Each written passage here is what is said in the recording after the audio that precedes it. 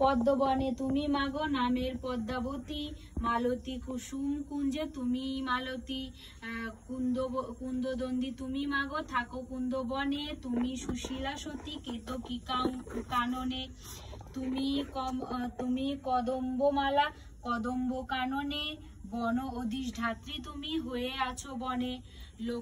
রাজলক্ষ্মী রূপে তুমি থাকো রাজপুরে, গৃহলক্ষ্মী রূপে তুমি থাকো ঘরে ঘরে, দিন জনে রাজ্য লবে তব কৃপা বনে, এবে দিনে কৃপা করো মাগো মা কমলে,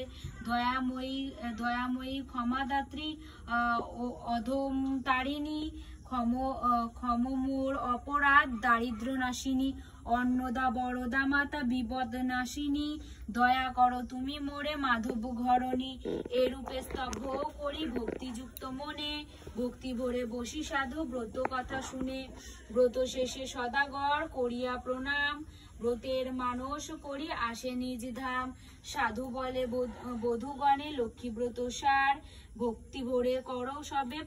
প্রতি গুরুবার, শুনিয়া সাধুর কথা তুষ্ট বধূগণ, ভক্তি ভাবে করে তারা ব্রত আচরণ, ভক্তাধীনা দয়াময়ী ইহার সদার, নাসিল সাধুর ছিল যত বিঘ্নচর, দেবীর কৃপায় সব সম্পদ লভিল, দুঃখ দূর গেল সাধু নিরাপদ হলো, সপ্ততরী ভেসে ওঠে জলের উপর, আনন্দে মাটিয়া ওঠে সাধুর অন্তর, ভাই সব এক হলো আর বধূগণ, সাধুর সংসার হলো শান্তিনিকেতন, এরূপে লক্ষ্মী ব্রত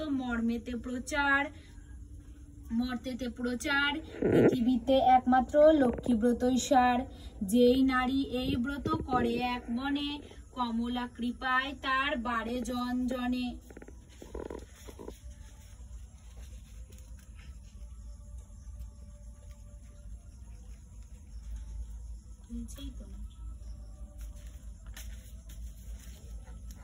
অপুত্রে পুত্র হয় নির্ধনেরও ধন, ইহালোকে সুখী অন্তে সরগণে গমন, যেবা পড়ে যেবা শুনে যেবা রাখে ঘরে, লক্ষ্মীর কৃপায় তার ধনে জনে বাড়ে, ব্রত শেষে স্তব পাঠ যেই জন করে, রহে না অভাব তার কমলার বরে, লক্ষ্মীর ব্রতের কথা